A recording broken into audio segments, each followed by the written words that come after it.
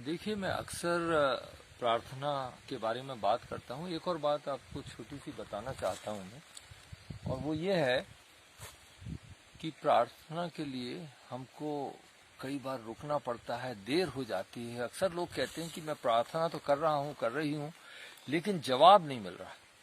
तो मैं आपको एक बात बताना चाहता हूँ कि प्रार्थना जो है वो एक यात्रा है, एक यात्रा पे निकलना है। प्रार्थना वो एक दिन में ही उसका उत्तर मिल जाए, कभी एक दिन में मिलेगा, कभी 7 दिन में मिलेगा, कभी 1 महीने में मिलेगा, चाहे कई साल में मिलेगा। वो क्यों है, मैं आपको बताता हूँ। प्रार्थना एक ऐसी यात्रा है जिसको हम जब करते हैं तो उसके बाद परमेश्वर उसके ऊपर काम करता है। हो सकता है कि हमें उसके लिए कुछ प्रिपरेशन की जरूरत हो। परमेश्वर चाहता है कि हमें और परिपक्व होना है, तो उसमें टाइम लगेगा। हो सकता है परमेश्वर हमें और भी कई मोड़ों से लेकर जा रहा है, कोई हालात से लेकर जा रहा है, ताकि वो जवाब उस समय पूरी तरह से फिट हो सके और हमको समझ में आए कि परमेश्वर की योजना क्या है। तो जैसे मैं अभी यहाँ दिल्ली में था, दिल्ली से ये पहाड़ों पर आ गया हूँ प्रार्थना के लिए, और मेरी दिल्ली से आने में कई घंटे लग गए।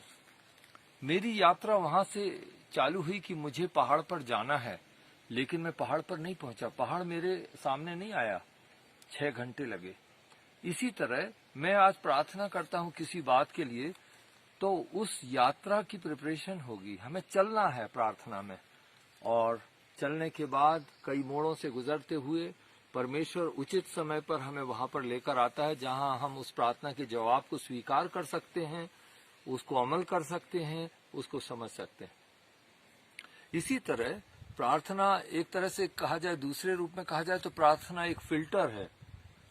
जैसे हम चाय को फिल्टर करते हैं या किसी चीज को फिल्टर करते हैं। क्या फिल्टर करना है? हमें परमेश्वर की इच्छा नहीं मालूम है कि परमेश्वर की मर्जी क्या है। हमें कई चीजें दिखाई देती, कई ऑप्शन दिखाई देते, 10 दिखते हैं, उसमें से एक परमेश्वर की इच्छा है, प्रार्थना करना है।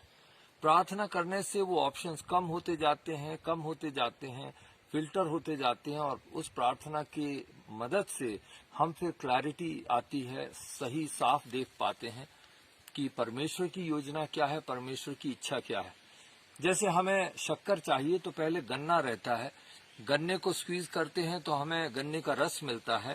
फिर उसके बाद हमें क्या मिलता है, हम और प्रोसेस करते हैं तो उसके बाद गुड़ मिलता है। गुड़ के बाद उसको और प्रोसेस करते हैं तो फाइनली हमारा जो प्रोडक्ट है, जिसकी हम चाहत कर रहे हैं, वो हमको शक्कर के रूप में दिखता है। जब हम प्रार्थना में परमेश्वर के पास आते हैं और प्रभु कहते हैं लगातार प्रार्थना करते रहो, हमें हमेशा प्रार्थना में रहना। क्यों? क्योंकि हमारी आंखों में क्लैरिटी नहीं है, हमारे दिमाग में क्लैरिटी नहीं है कि परमेश्वर की मर्जी क्या है। कोई ये बोल रहा है, कोई आइडिया दे रहा है, कोई हमारे आइडिया है, कोई दूसरों के आइडिया है। आइडिया से नहीं चलता है प्रभु का जीवन। परमेश्वर की इच्छा जानना जरूरी है, और उसके लिए वो फिल्टरिंग प्रोसेस जो है, वो फिल्टरिंग प्रोसेस ये है कि जब हम प्रार्थना करते हैं तो हमारी आंखें साफ होने लगती हैं, माइंड साफ होने लगता है। 10 ऑप्शन में से 5 बचते हैं। फिर दूसरे दिन और प्रार्थना की जाती है, और भी लोग करते हैं तो 5 में से 3 हो जाते हैं। फिर और करते हैं, साफ सफाई करते रहते हैं, तो परमेश्वर फाइनली हमको अपनी इच्छा दिखाता है। इसलिए इच्छा में टाइम लग जाता है कई बार, खड़े खड़े एकदम इच्छा नहीं होती, वो आइडिया होता है। इसीलिए परमेश्वर की इच्छा करने के लिए हमें घुटनों पर रहना है, प्रार्थना करना है, और जब ऐसा करेंगे तो हमें परमेश्वर की इच्छा भी मालूम पड़ जाएगी।